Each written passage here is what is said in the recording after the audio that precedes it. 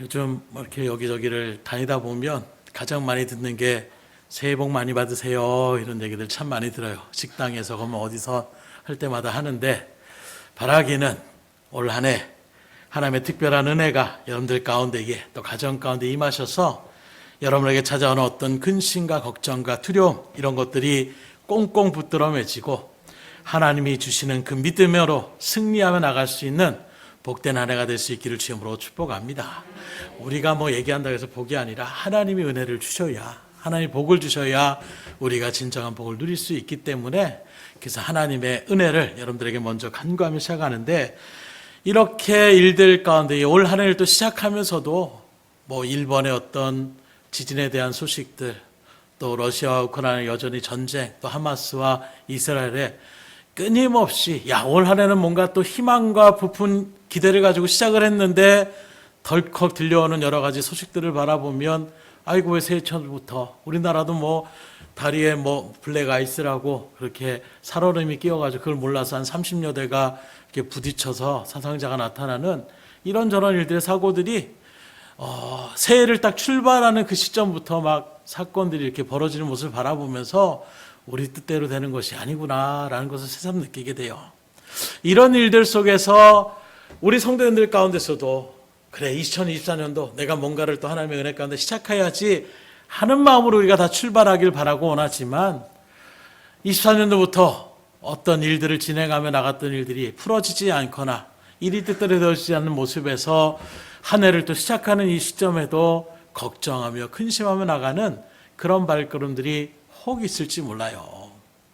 이런 일들 속에서 방금 말씀드린 것처럼 그 어떤 염려와 근심과 걱정이 일어나지 않는 승리 한 해가 되길 원합니다 이야기를 했는데, 이런 승리의 믿음의 일들 속에서 우리가 염려와 근심과 걱정, 우리에게 다가오는 그런 것들을 떨쳐버리려면 먼저 왜 그런 염려와 근심이 오는지를 우리가 바라볼 수 있어야 되는데, 왜 이런 염려와 근심이 있는가? 먼저는 하나님을 알지 못해서, 하나님이 우리를 도우시는 것을 믿지 못하니 염려와 근심이 올 수밖에 없는 거예요. 왜요? 내 앞에 있는 문제들을 내가 해결하려고 하는데, 내가 해결하기에는 내가 힘이 벅차고 나의 한계가 있으니 이걸 어떻게 할지 어쩔 수 없이 그 마음 가운데에 걱정과 근심이 생길 수밖에 없는 것입니다.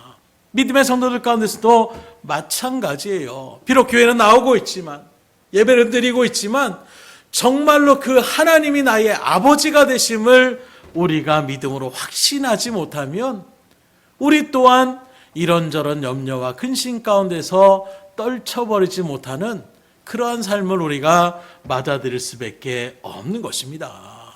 말씀을 들어도 내가 믿음의 확신 가운데에 분명하게 하나님을 바라보는, 그리고 그 아버지 되신 하나님이 나를 보호하시고 지켜내는 믿음의 확신이 있으면 근심이 왔다가도 금방 물리칠 수 있지만, 지식으로는 알고 있는데 내가 그걸 받아들이지 못하는 그 자세 가운데 있다라면 계속 걱정이 나올 수밖에 없는 거예요. 하나님 지켜주는데 과연 하나님이 지켜주실까? 방금 우리 김정민 집사가 얘기한 것처럼 우리 하엘이가 아빠한테 얘기하는데 즉각 대답을 안 하는 소리 속에서 해줄까 안 해줄까, 해줄 것 같기도 한데, 이런 마음이 생기면 걱정이 생길 수밖에 없는 거예요. 안 해주면 어떡하지? 해줄 것 같긴 한데 분명한 믿음의 확신을 가질 수 있기를 주님으로 축복합니다. 그래야 우리가 걱정을 떨쳐버릴 수 있는 거예요. 아버지라는 우리를 책임져 주시는 그 아버지의 사랑을 우리가 믿음으로 확증하면, 그럼 우리는 떨쳐버릴 수가 있는 것입니다. 그래서 우리에게 다가오는 이 염려와 근심을 벗어날 수 있는 방법은 간단해요. 한 가지만 확신하면 됩니다. 그게 바로 무엇이냐? 하나님 아버지가 내 아버지 되심을 믿음으로 확증하며 그분만을 믿고 의지하며 나가시면 돼요. 왜냐하면 하나님이 우리의 삶을 책임져 주시고, 그 하나님이 나를 사랑하시고 내 삶을 보호하시고 인도하신다라는 믿음이 있기 때문에, 환경은 나에게, 또 지금 당장은 나에게 그것이 고통이 될지 몰라도 그 능력이 하나님 나의 아버지가 되시니 반드시 나를 구원하여 주실 것이고 선한 대로 인도하실 것이라는 믿음의 확신이 있을 때에 우리는 환경 때문에 무너지지 않고 다시금 주님의 그 도우심의 역사를 기대하며 일어설 수가 있는 것입니다. 그래서 자식이 아버지에게 뭔가를 요구하지 않는 것은 반대로 얘기하면 내가 철이 들어서 내가 할 수 있으니까, 역으로 얘기하면 그 아버지에 대한 기대감도 없고 그 아버지가 이뤄줄 것이라는 불신의 마음이 그 가운데 깔려 있으면 아버지한테 얘기할 필요가 없는 거예요. 그래서 어린아이들의 특징 가운데 하나는 뭔가 문제가 생기면 엄마, 아빠 이렇게 얘기합니다.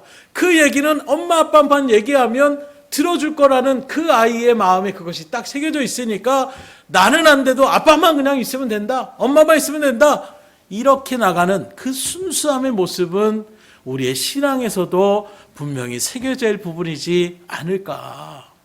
이 말씀을 하는 것은 바로 우리가 기도의 자리 가운데 서지 않는 것이 바로 그와 같음을 여러분들이 아셔야 되는 거예요.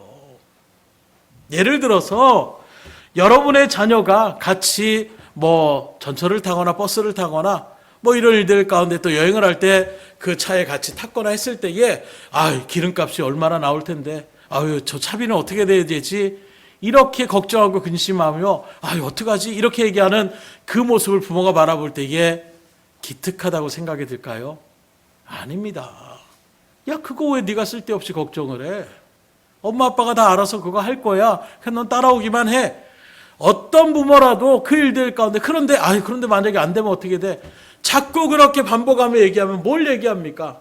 결국에는 부모님을 내가 믿지 못하겠다는 것과 똑같은 자리에 설 수밖에 없는 거예요. 오늘 여러분들이 믿음의 성도로서 그 하나님의 전능하신 하나님 되심을 믿음으로 확증하십니까? 그리고 그 하나님이 나의 아버지가 되셔서 여러분들 보호하심을 믿음으로 확증하십니까? 그렇지 못하다라면 우리는 여전히 염려하고 근심할 수밖에 없는 거예요. 2024년도는 정말로 그 능력의 하나님이 우리의 아버지가 되셔서 우리를 사랑하시고 우리를 반드시 보호하시며 인도하실 것을 믿음으로 확증하는 가운데에 염려와 근심을 떨쳐버릴 수 있기를 주임으로 축복합니다. 그래서 오늘 은혜의 하나님은 2023년을 시작하는 여러분들에게 오늘 우리가 봉독한 말씀의 은혜를 통하여 하나님이 믿음의 성도들에게 원하시는 삶을 우리에게 얘기하고 있는데, 첫째는 바로 무엇이냐? 항상 기뻐하라고 말씀하고 있어요. 사전의 말씀을 다시 보면 주 안에서 항상 기뻐하라. 내가 다시 말하노니 기뻐하라. 항상 기뻐하며 나가는 이 하나님의 말씀의 은혜, 어느 때나 기뻐하라는 거예요. 근데 사실 하나님이 이렇게 명령하시지 않아도 지금 이 자리에 계신 사람들이나 또 하나님을 알지 못하는 이 세상에 어떤 사람이라고 할지라도 기뻐하는 삶을 살아가고 싶지 않은 사람이 어디 있겠어요? 난 늘 근심하고 싶어. 난 늘 걱정거리가 쌓이고 난 늘 마음 가운데에 슬픔과 애통이 넘쳤으면 좋겠어.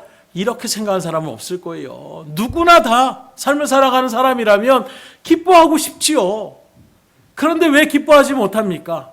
실제 삶 가운데는 기뻐하지 못하는 그런 삶의 모습들이 우리 가운데 펼쳐지기 때문이에요.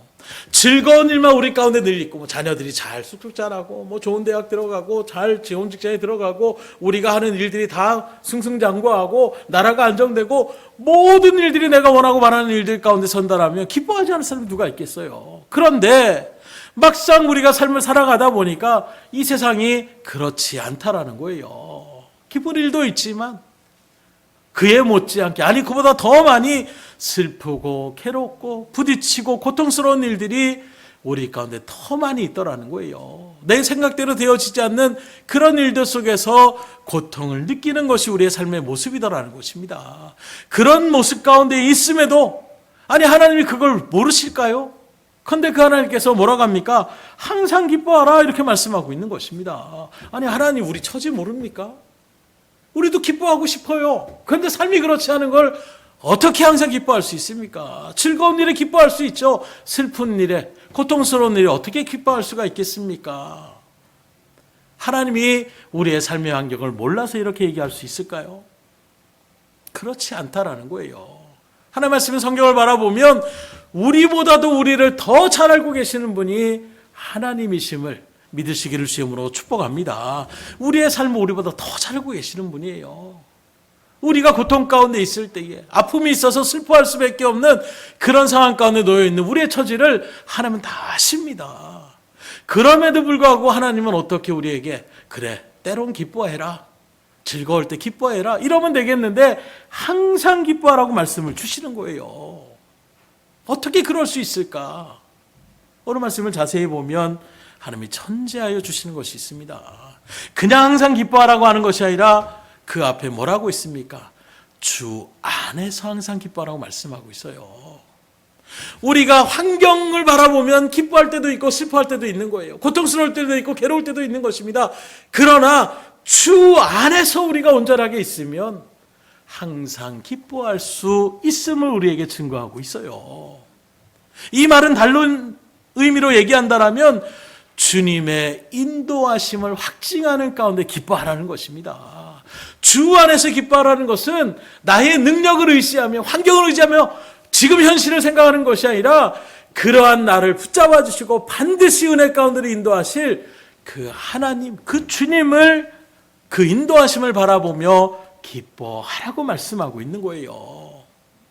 다시 말하면 하나님 반드시 우리를 도우실 것을 믿음으로 확증하며 기뻐하라는 것입니다. 지금 당장 실패하지만 하나님이 도와주시면 금방 해결할 건데 하는 그 마음을 가질 때에 우리는 낙심하고 절망하고 고민하고 염려하는 것이 아니라 하나님이 또 어떻게 이루어주실까 하는 오히려 기대감을 가지고 기뻐하며 나갈 수가 있다는 거예요.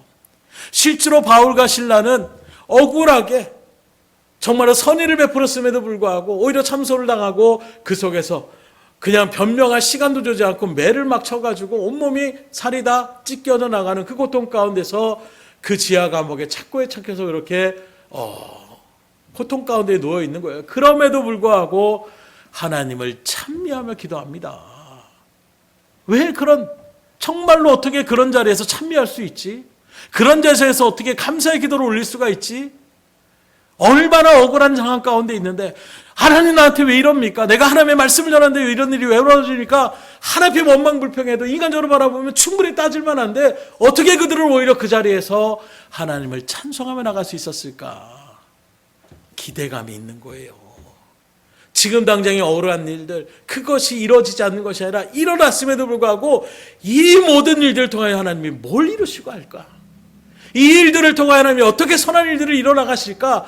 이걸 기대감을 갖고 주 안에 주님이 우리를 인도하시고 우리를 보호하시고 우리를 이끌어 가신다라는 분명한 믿음의 확신 가운데 있으니까 그들은 그 속에서도 고통과 원망의 불평의 소리가 아니라 하나님을 찬송하며 나가는 기쁨의 기도, 감사의 기도를 올리더라는 거예요. 그리고 그 기도에 하나님은 역시나 응답하여 주시는 것입니다. 이런 놀라운 은혜가 여러분들 가운데도 있을 수 있기를 주님으로 축원합니다. 그래서 로마서 8장 28절에 우리가 잘 아는 것처럼 우리가 알거니와 하나님을 사랑하는 자, 곧 그의 뜻대로 부르심을 입은 자들에게는 바로 저 여러분들을 얘기하고 있어요. 하나님의 사랑을 받고 하나님의 부르심의 뜻대로 계신 여러분들에게는 모든 것이 합력하여 선을 이루느니라. 모든 것이 합력한다. 이 말은 1차적으로는 주님이 우리와 함께 하심으로 우리를 도와주십니다.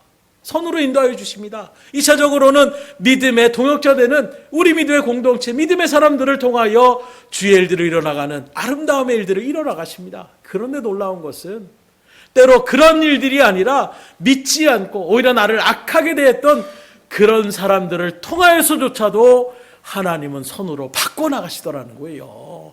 이게 모든 것이 합력하여 선을 이루는 것입니다. 쉽게 말하면 가끔씩 영화나 이런 일들을 얘기할 때 그래요. 주인공은 절대 죽지 않아. 물론 가끔 비련의 주인공처럼 그렇게 운명을 달리하는 일들이 있지만 보통 액션 영화나 이런 일들 바라보면 적은 말 그대로 소총이나 기관총으로 막 쏘고 주인공은 총 한 방을 갖고 권총 하나를 갖고 들고 있어도 군대를 다녀온 사람은 알아요. 그 화력의 차이가 엄청난 것입니다.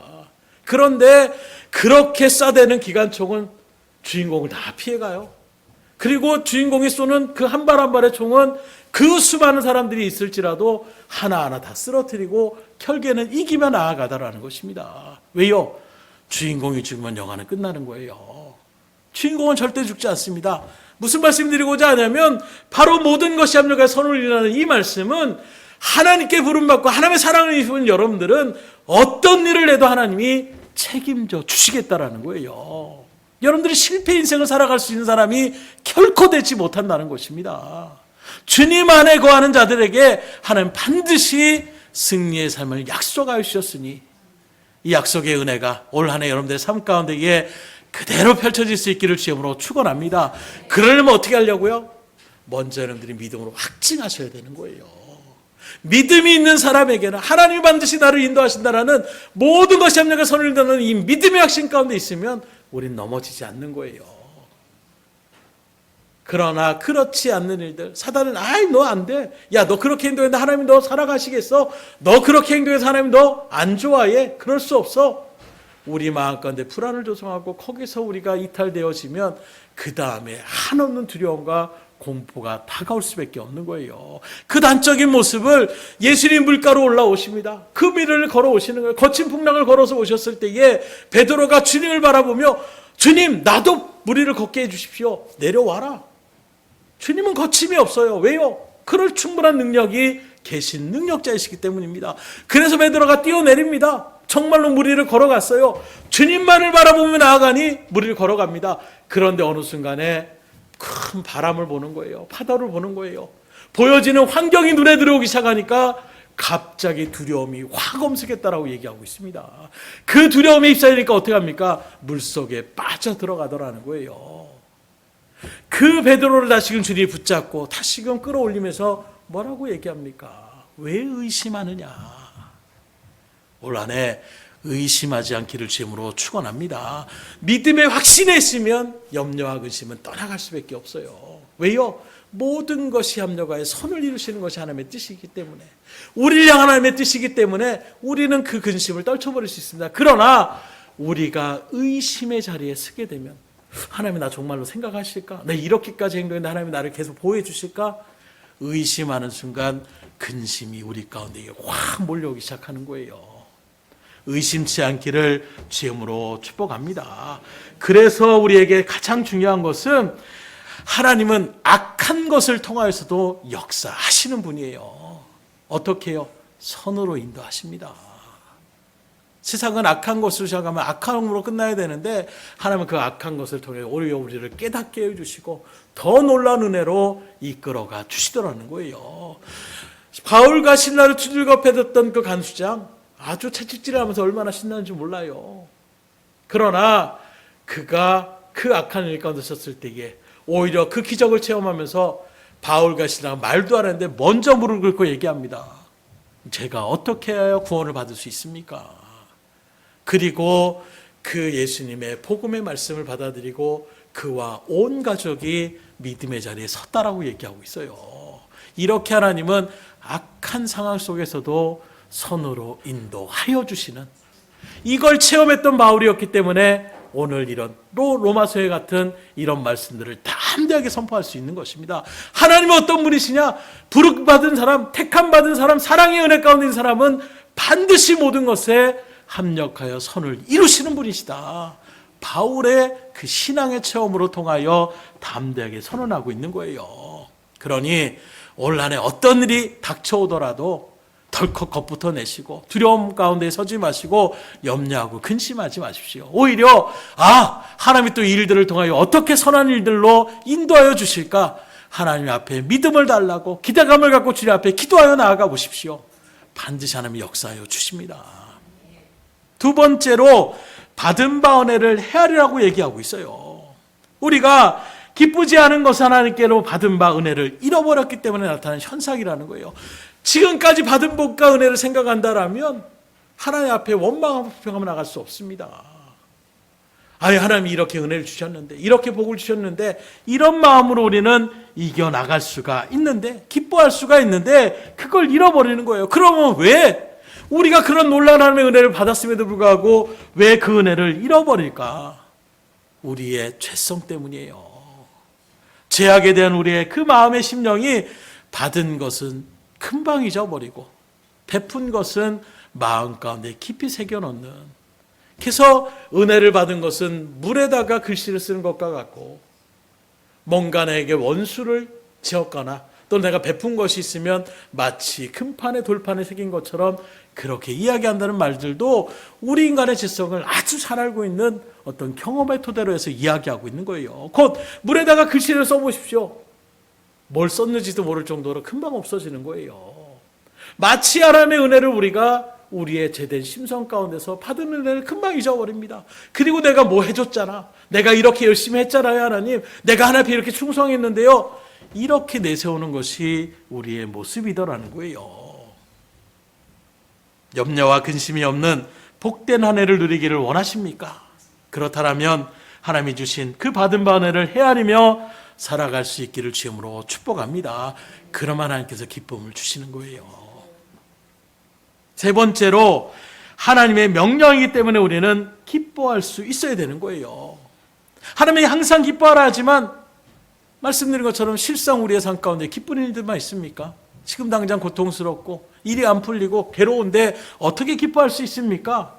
이렇게 얘기할 때에 하나님은 우리에게 방법을 간단하게 얘기하는 거예요.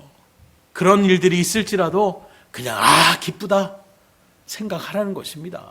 선언하라는 거예요. 안 좋은 일이 있어도 힘들어도 기쁘다.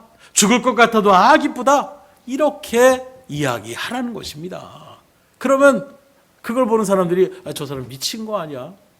머리가 좀 어떻게 됐나? 정신이 나갔나? 이렇게 생각할 수 있지만 그렇게 고백하며 나가는 일들 속에 우리의 시각이 바뀌기 시작하는 거예요.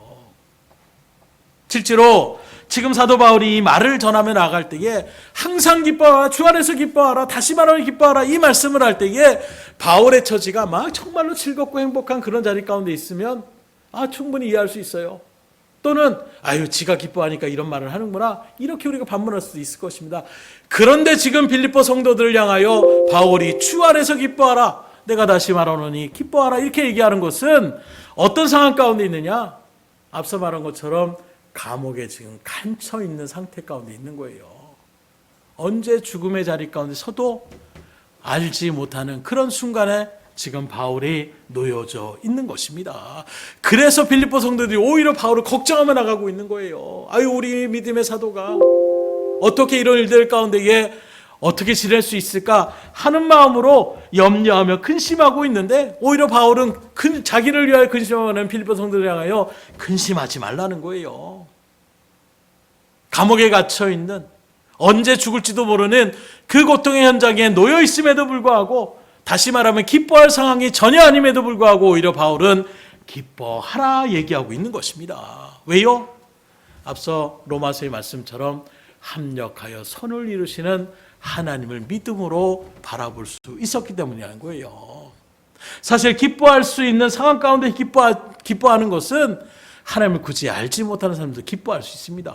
내가 기쁜 일이 놓여있는데 기뻐하는 것 세상 사람들 다 할 수 있다는 거예요. 그러나 전혀 기뻐할 상황이 아닌 지금 바울과 같이 전혀 기뻐할 처지가 아닌 그 상황에서 기뻐하며 나갈 수 있는 것이 이게 믿음의 역사요 믿음의 능력이라고 얘기할 수가 있는 거예요. 바라기는 2024년 한 해 여러분의 항상 주 안에서 기뻐하며 승리의 삶을 살아갈 수 있는 복된 한 해가 될 수 있기를 주님으로 축복합니다. 올 한 해 하나님께서 반드시 여러분들에게 이런 은혜를 주실 거예요. 다만 우리는 그 말씀을 의시하며 나가시면 됩니다. 의심치 않으면 되는 거예요. 두 번째로 하나님은 뭐라고 믿음의 성도들에게 원하시는 삶이 무엇이냐? 용서하는 일에 담대라고 하고 있어요. 다시 말하면 오늘 말씀에 비춰보면 관용을 베푸는 일에 주저하지 말라는 것입니다. 5절의 말씀입니다. 너희 관용을 모든 사람에게 알게 하라. 주께서 가까우시니라.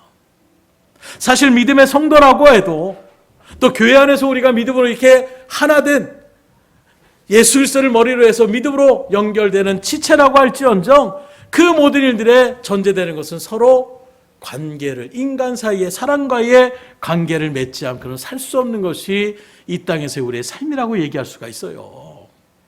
교회 안에서도 각 기관이나 구역 모임도 다 인간관계의 어루진 가운데 있는 것입니다.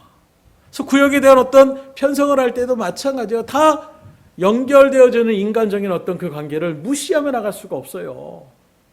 그런 모습에서 인간관계를 그렇게 맺다 보면 늘 즐겁고 감사한 일만 넘치는 일들이 생기면 얼마나 좋겠어요. 그러나 때로는 상처받는 일들이 생기더라는 거예요. 말 한마디에 행동 하나에 이런 것들 때문에 상처받을 때가 있는 것입니다.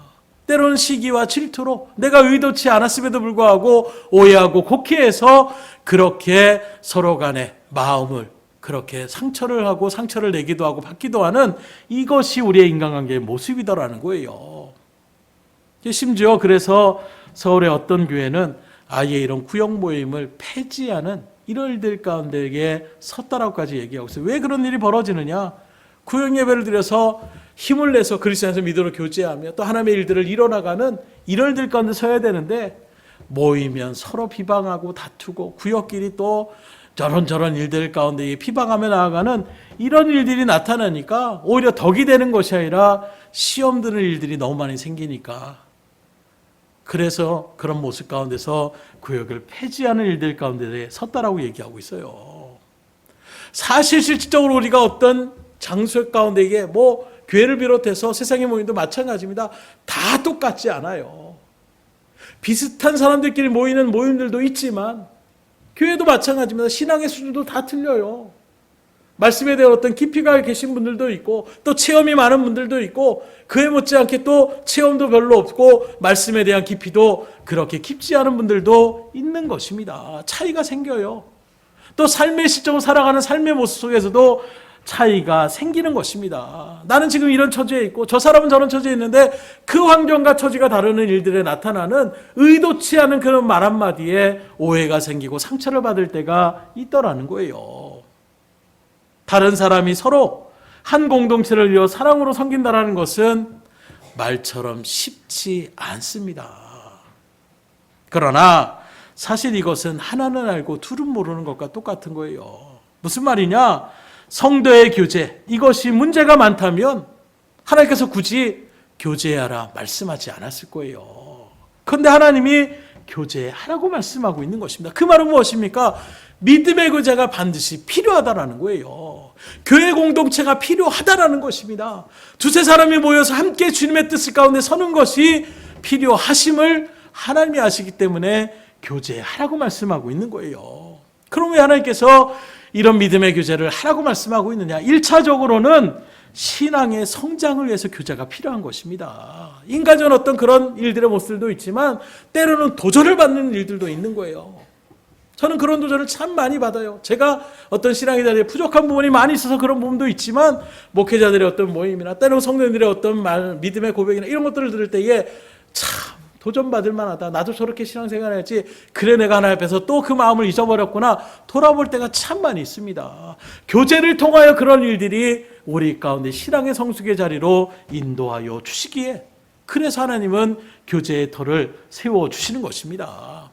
그리고 2차적으로는 하나님의 뜻을 이루기 위하여 하나님의 사랑을 실천하기 위하여 교제가 반드시 필요하다라는 거예요. 혼자 일하는 것은 지칠 때가 쉽습니다. 그러나 믿음의 사람으로 같이 마음을 맞는 사람들끼리 같이 모여서 일을 하면 신이 나서 그 일들을 더 힘있게 이뤄나갈 수가 있기 때문에 하나님은 공동체를 세워주신 것입니다. 실제로 우리들의 교제가 지금 말한 것처럼 신앙의 성장과 또 하나님의 사랑을 실천하는 일들 가운데 이게 교제가 이루어지면 참 좋을 거예요. 그러나 그것이 또 말처럼 쉽지 않을 때가 많이 있는 것입니다. 왜요? 우리의 죄성 때문에. 그런데 그럼에도 불구하고 주님이 이런 믿음의 교제를 하라고 하신 것은 바로 무엇이냐? 성도의 교제의 목적은 어찌 보면 실망하기 훈련이다 이렇게 얘기할 수가 있는 것이죠. 아니 모여서 왜 실망을 해야 됩니까? 이 말의 의미는 바로 무엇이냐? 처음에 사람들 만날 때는 참 훌륭하신 분이가 정말 대단하다 이렇게 생각하며 나아갈 때가 있어요. 그러나 좀 더 깊이 있게 교제하다 보면 똑같네. 그 사람의 삶이나 내 삶이나 비슷하네. 이렇게 우리가 그 사람에 대한 어떤 대단하게 이렇게 바라봤던 일들이 가까이 계속 지내다 보면 허물이 보여지기 시작하는 거예요. 그런 마음에서 실망하는 사람들이 있는 것입니다. 약점이 보이고 단점이 보이고 기대치가 무너질 수밖에 없는 상황이 나타나는 거예요. 그렇다면 하나님이 이런 상황을 몰라서 굳이 교제하라고 적당히 거리를 들고 그 다음에 어느 정도의 그런 일들 속에서 나타내라 이렇게 하는 것이 아니라 깊은 교제 가운데에 일어나가는 것을 말씀하시는 것은 우리 인간의 죄성을 몰라서 그러시나? 가까이 하면 단점이 보여가지고 실망할 수밖에 없는데 이걸 또 몰라서 그러시나? 아니라는 거예요. 주님도 다 아십니다. 그럼에도 불구하고 교제하는 이 일들을 통하여 주님께서 우리에게 원하시는 것이 있어요. 깨닫게 하시는 것이 있습니다. 그게 바로 무엇이냐? 사람은 결국 믿음의 대상이 아님을 세상 우리가 깨닫게 되는 거예요. 어느 순간에 저도 마찬가지예요. 의지하고 싶은 사람이 있어요. 이런 일들에 대해서 사람을 더 보이지 않는 하나님보다 사람에게 또 이런 일들 가운데 먼저 경험했으니까 조언을 구하며 나가는 이런 부분들, 그런 것을 하지 말라는 것은 아니에요. 그러나 그렇게 어떤 일들 가운데에 사람을 점점 의지하게 되면 자연스럽게 하나님을 의지하는 자리 가운데 우리가 멀어질 수밖에 없어요. 교제를 통하여 서로의 허물도 우리가 바라볼 수 있는 것입니다. 그렇다고 허물을 들춰내는 것이 아니에요. 허물을 또 사랑으로 덮어줄 수 있어야 되는데, 그 덮어주는 마음이 어떤 것이냐? 하나님이 우리를 사랑으로 덮어준 그 사랑의 마음을 알고 우리도 넉넉함으로 용서하며 관용을 베풀라는 거예요. 오늘 그 마음으로 우리에게 너희 관용을 모든 사람에게 알게 하라 이야기하고 있는 것입니다. 용서할 수 있는 마음을 가지고 나가는 거예요. 사람은 믿음의 대상이 아님을 늘 강조했어요. 우리의 믿음의 대상은 오직 하나님밖에 없습니다. 그래서 교회에 떠난 사람들 가운데 하나도 사역자들 때문에 상처받은 사람들이 의외로 또 많이 있어요. 목사가 저럴 줄 몰랐다. 목사도 사람이에요. 사람을 바라보면 그렇게 결국에는 실망하며 이탈하는 모습들이 나타나다는 것입니다. 그러나 하나님은 절대로 우리 실망하시는 분이 아니에요. 그 하나님은 신실하신 분이십니다. 변함이 없으신 분이에요. 아마 여러분들도 지금까지 신앙의 여정을 걸어오면서 그 모든 것들을 분명히 체험하셨을 거예요. 그런 모습 가운데서 하나님은 믿음의 교제를 이뤄나가라고 말씀하고 있는 것입니다. 그래서 그 하나님의 믿고 그 말씀 가운데서 서로 용납하고 나아가는 것을 우리에게 증거하고 있는데, 그런 일들에도 불구하고 용서하지 못할 때가 있어요. 저도 그럴 때가 있어요. 정말 이해가 안 된다. 왜 이해가 안 될까요? 내 기준으로 생각하니까 이해가 안 되는 거예요. 나는 그렇지 않은데 하는 마음으로 있을 때 그럴 일이 나타나더라는 것입니다. 그때 칼같이 저에게 이야기하는 사람이 있어요. 누굴까요? 우리 사모가 얘기합니다. 당신도 목사님도 똑같아요. 그 말 한마디에 제 생각이 확, 나도 그래? 어떤 때? 그럼 얘기를 합니다. 나도 그런 사람이구나. 나는 아닌 줄 알고 착각할 때 우리는 딴 사람 막 비판해요. 왜 그렇지? 왜 그 모양이야?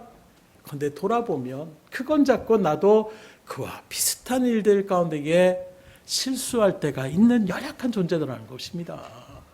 남을 판단할 때는 마치 내가 대단하고 생각하지만 나한테도 그런 부끄러움의 일들이, 그런 잘못된 실수하는 모습들이 있다라는 거예요. 그렇기 때문에 우리는 다른 사람도 용서할 수 있어야 되는 것입니다. 내가 어떤 사람인지를 아는 일들 가운데 섰을 때에 용서를 해줄 수 있는 거예요. 그러한 관용을 베풀어 나갈 수 있기를 주님으로 축원합니다. 무엇보다도 우리가 그렇게 용서를 해야 되는 일들이 무엇이냐? 뭐라고 합니까? 주께서 가까우시니라. 주님이 가까우시기 때문에 관용을 베풀라라고 얘기하고 있어요. 이 말은 주님이 우리의 모든 상황을 지켜보시고 계신다는 것입니다. 그 주님이 바라보고 있는데, 너 세상 말로 얘기하면 똥 묻은 개가 뭐라고 해요? 혀 묻은 개 보고 뭐라고 한다. 아니, 너는 이거보다 더 험한 거를 내가 지금 지켜보고 용서하고 있는데 너 그거 용서하지 못해? 예수님의 비유의 말씀에도 1만 달란트 빚진 사람을 탕감해 줬는데 그 500달러를 빚졌다라고 자기 친구를 갖다가 너 같은 놈은 감옥에 들어서 정신 차려야 돼. 사람들이 민망해하며 나가는 이런 모습들. 주님이 우리를 바라보실 때, 그래서 바울은 얘기하는 거예요. 주님이 지금 보고 계시다. 그런 사람 어떻게 저럴 수 있어요? 저 장로님, 저 목사, 어떻게 저렇게 일어날 수 있을까? 나를 바라볼 때에, 주님이 너를 지금 지켜보실 때에 어떤 마음이겠느냐? 더 험한 일도 하나님이 용서하여 주시지 않았느냐? 근데 너희가 만약에 그 하나님의 용서를 받았음에도 불구하고 그 조그만 거 내 마음에 들지 않는다고, 내 생각이 이해가 되는 자라고 상대방을 비판하고 판단해서 상처를 준다라면, 용서하지 못한다라면 주님이 어떻게 하겠느냐? 그러니 주께서 가까우시니 관용을 베풀라라고 얘기하고 있는 거예요. 너희가 그 사람을 용서하지 않으면 주님도 우리를 용서하지 않는다는 것을 이야기하고 염두에 두면서 용서하라고 얘기하고 있는 것입니다. 그러나 반대로 우리가 관용하고 용서하면 우리의 마음 가운데는 걱정과 근심도 한순간에 사라지는 기쁨과 감사가 넘치는 은혜의 삶을 살아갈 수 있는 복된 자리 가운데 설 수 있음을 아시고 2024년 용서하는 마음, 관용의 자리 가운데 그렇게 사람들에게 베푸심을 통하여 하나님이 주시는 놀라운 은혜와 복을 충만히 받아낼 수 있기를 주님으로 축원합니다. 마지막으로 하나님이 원하시는 성도의 삶은 모든 문제를 무릎으로 해결하라고 얘기하고 있어요. 다시 말하면 기도하라는 것입니다. 6절의 말씀입니다. 아무것도 염려하지 말고 다만 모든 일에 기도와 간구로 너희 구할 것을 감사함으로 하나님께 아뢰라. 걱정하고 근심하는 모든 문제를 어떻게 해결할 수 있는가? 기도의 자리에 서라고 얘기하고 있어요. 그런데 그 기도가 어떤 기도냐? 아이고 하나님 나한테 왜 이럽니까? 아이고 너무 괴롭습니다. 이런 어떤 근심의 경과의 기도가 아니라 염려하지 말고 모든 일에 감사하며 기뻐하며 너희 구할 것을 간구하라고 얘기하고 있는 것입니다. 누구에게요? 살아계시는 하나님, 모든 것을 해결할 수 있는 그 전능하신 하나님 앞에 기도하면 해결해 주신다라는 것입니다. 그러니까 먼저 얘기했으면 하나님이 해주실 것을 믿음으로 바라보면서 이거 안 해주면 어떡하지? 어떤 일을 하더라도 꼭 그렇게 먼저 마음 먹고, 그러니까 긍정적인 마인드를 가진 사람과 부정적인 마인드를 가진 사람들이 나누어지게 되더라고요. 긍정적인 마인드를 가진 사람 특징은 바로 무엇이냐? 그런 모든 일들을 얘기할 때마다 다 들어주시는 부모님이나 환경이 그렇게 조성된 사람들은 긍정적인 마인드를 가지고 나갈 수밖에 없어요. 그래서 어떤 사람이 안 되면 뭐 안 되면 어떻게 다 말하면 다 되는 거 아니야? 이런 말들은 지금까지 삶의 모습이 그런 긍정적인 일들을 체험했기 때문에 나올 수 있는 거예요. 반대로 부정적인 일들은 어떤 일입니까? 이걸 해달라고 해도 이래서 안 된다고 하고 저래서 안 된다고 하고 늘 그렇게 어찌 보면 그 일들이 진행되지 않는 일들 가운데 체험한 사람은 뭘 얘기하기 전부터도 이게 근심이 되는 거예요. 여러분들은 어떤 자리에 있습니까? 하나님 앞에 기도하며 나아갈 때에 하나님이 안 들어주시면 어떡하지? 하는 걱정으로 먼저 그렇게 기도의 자리에 서십니까? 능력이 하나님이 내가 또 하나님 앞에 이렇게 기도하면 하나님이 이루어주실 것이라는 믿음의 확신을 가지고 기도하십니까? 바라기는 올 한 해 주님 앞에 기도의 자리에 섰을 때에 아무것도 염려하지 마시고 반드시 하나님이 이루어질 것을 믿음으로 확증하며 기도의 무릎을 꿇을 수 있기를 주님으로 축원합니다. 그럼 하나님이 해결해 주신다는 거예요. 그럼 구체적으로 어떻게 기도라고 하십니까? 모든 일에 기도하라는 거예요. 이 말은 뭘 얘기하느냐? 염려하고 근심하고 걱정하는, 심지어 우리가 힘들어하고 두려워한 것까지도 하나님 앞에 가감없이 다 내려놓으라는 거예요. 요건 하나님 들어주시겠죠? 그런데 요건 좀 말씀드리게, 그러지 말고 다 주님 앞에 여러분들의 그 모든 것들을 아뢰며 나아가라고 말씀하고 있어요. 특별히 주님 앞에 무릎을 꿇는다는 것은 요즘 우리가 의자에 앉아서 이렇게 기도를 하지만 예전에는 항상 무릎을 꿇고 나가는 것이 우리의 어떤 기도의 자세임을 얘기할 때에 무릎을 꿇고 나가서 뭘 얘기하느냐? 항복의 의미를 얘기하고 있는 거예요. 그래서 세상에 어떤 드라마나 이런 거 볼 때에도 내가 무릎이라도 꿇어야 돼? 하면서 이렇게 하는 자세들을 취할 때가 있어요. 뭡니까? 내 자존심을 다 내려놓겠다라는 거예요. 항복하겠다라는 것입니다. 그렇게 나가는 자리가 바로 무릎 꿇는 기도의 자리인 거예요. 하나님 앞에 나는 다 내려놓겠습니다. 하나님의 해결의 것을 믿음으로 바라보며 내 생각과 의지와 내 경험과 이 모든 것들을 철저하게 내려놓고 주님만을 의지하며 나가겠습니다. 그럴 때에 강력한 능력의 은혜를 체험할 수가 있는 것입니다. 그러냐 앞에 정말로 무릎을 꿇으며 기도하며 나갈 수 있기를 주님으로 축원합니다. 두 번째로 감사함으로 아뢰라고 이야기하고 있어요. 뭘 감사합니까? 해결해 주실 것을 믿음으로 확증하며 감사하는 거예요. 세상 말로 얘기하면 어음이나 이런 것들을 사업을 하면 돌릴 때가 있잖아요. 그건 뭐입니까? 그 자체가 액수는 아니지만 반드시 그것을 내가 갚겠다라는 것을 확증하는 그런 보증의 일들 가운데 그런 나타나는 것처럼 여러분들이 하나님 앞에 기도하며 나갈 때는 이미 이루어질 것을 감사함으로 확증하며 기도할 때에 감사가 넘치는 거예요. 이게 하엘이처럼 들어줄까? 안 들어주면 어떡하지? 이러면 감사가 나올 수 없어요. 아빠 이것 좀 해줘. 그리고 아빠가 어떻게 해주면 내가 뭘 하지? 이런 마음으로 있는 것은 아예 확증해 버리는 것입니다. 그렇게 할 때 감사가 흘러 넘치는 거예요. 여러분들의 기도가 이런 기도가 될 수 있기를 주님으로 축원합니다. 그래서 성경의 말씀 가운데 바라보는 것처럼 하나님은 우리의 기도를 들으시길 원하세요. 그리고 들어주신다라고 약속해 주셨습니다. 그 말씀을 의지하여 감사함으로 아랠 수 있기를 주님으로 축원합니다. 그러면 하나님께서 그 믿음을 보시고 해결해 주시는 거예요. 다니엘을 바라보십시오. 포로 생활 가운데서도 하나님을 의지하며 나갑니다. 자기를 죽이려고 하는 그 음모 속에서도 그 예루살렘을 향하여 기도의 자리를 멈추지 않습니다. 사자굴에 들어갔을 때에도 마찬가지입니다. 믿고 의지하며 하나님 앞에 나아가는 그 사람들을 하나님이 보호하여 주시더라는 거예요. 예수님도 말씀합니다. 그 모든 믿음의 생활 가운데 예수님의 가장 주요 나가는 건 말씀의 선포와 더불어 항상 기도의 자리에 섰던 그 주님의 발걸음을 우리에게 본으로 보여주셨어요. 곧 하나님을 의지하며 나가는 삶이 사역의 현장에 가장 필요한 자리임을 우리에게 주님 몸소 보여주신 것입니다. 이를 보고 제자들도 이후에 모든 일을 할 때에 하나님 앞에 간절하며 기도하며 그 모든 문제들을 해결하며 나가는 것을 우리가 말씀을 통해 깨달을 수가 있는 거예요. 그러니 올 한 해도 여러분들의 기도의 자리 가운데 정말로 사활을, 그래서 신년 항상 이런 한 달간 우리가 기도하자라고 하는 것은 바로 이런 의미가 있기 때문에, 성경의 수많은 하나님의 말씀의 역사 속에서 기도의 능력이 어떤 힘을 발휘하는지를 알려주셨기 때문에, 그래서 한 해를 시작할 때 기도로 출발하려고 말씀하시는 거예요. 제발 지금까지도 내가 그냥 뭐 기도할 수 있으면 하는 것이 하는 마음으로 하지 못했던 모습이 있다라면 오늘부터 당장 시작하십시오. 기도의 물음은 굉장한 큰 역사를 일으켜 나갑니다. 기도할 때 하나님은 능력을 행하여 주시는 분이에요. 주님은 우리의 기도를 들으시길 원하십니다. 그 하나님이 원하시는 대로 나아가면 하나님은 책임져 주셔요. 올 한 해 기도의 자리 가운데 늘 서셔서 하나님의 놀라운 은혜를 경험하며 나갈 수 있는 여러분들의 발걸음이 될 수 있기를 주님으로 축복합니다. 말씀을 드립니다.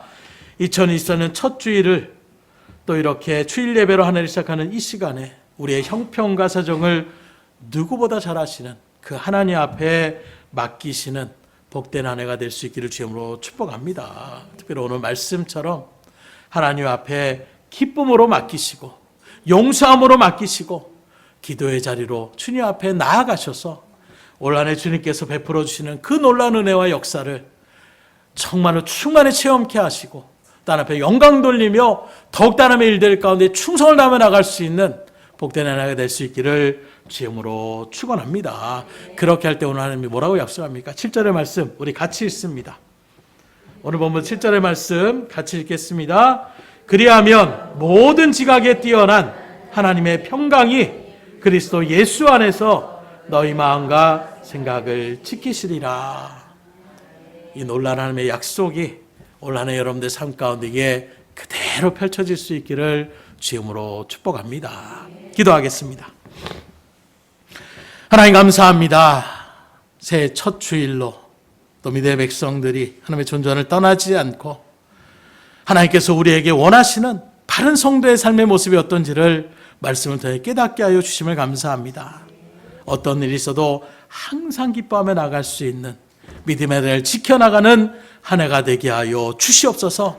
결코 그 어떤 일이나 하나님을 의심치 않고 주님을 바라보며 의지하며 나갈 수 있도록 인도하여 주시고 나아가 관용을 베풀며 나가게 거침이 없는 우리의 삶이 될 수 있기를 소망합니다. 주님이 우리를 용서하셨던 것처럼 그 어떤 사람들의 잘못도 우리가 포용하며 나갈 수 있는 넉넉함의 하나가 이루어지게 하여 주셔서 주님의 그 사랑을 입은 자답게 우리도 사랑을 베풀며 나갈 수 있는 관용의 삶을 살아가게 하여 주시옵소서. 나아가 주님 앞에 근심하지 말고 모든 것을 주님 앞에 기도함으로 아뢰는 사내가 되기를 소원합니다. 그 은혜 가운데 주님 앞에 나아갈 때에 말씀의 약속대로 우리에게 평안을 허락하여 주시고 우리의 생각과 그 마음을 지켜주셔서 믿음의 자리 가운데 온전하게 서서 주님 앞에 영광 돌리게 부족함이 없는 복된 믿음의 발걸음이 다 될 수 있도록 주님 역사하여 주시옵소서. 모든 것을 주님 앞에 의탁드리오며 예수의 손 받들어 기도드렸사옵나이다. 아멘.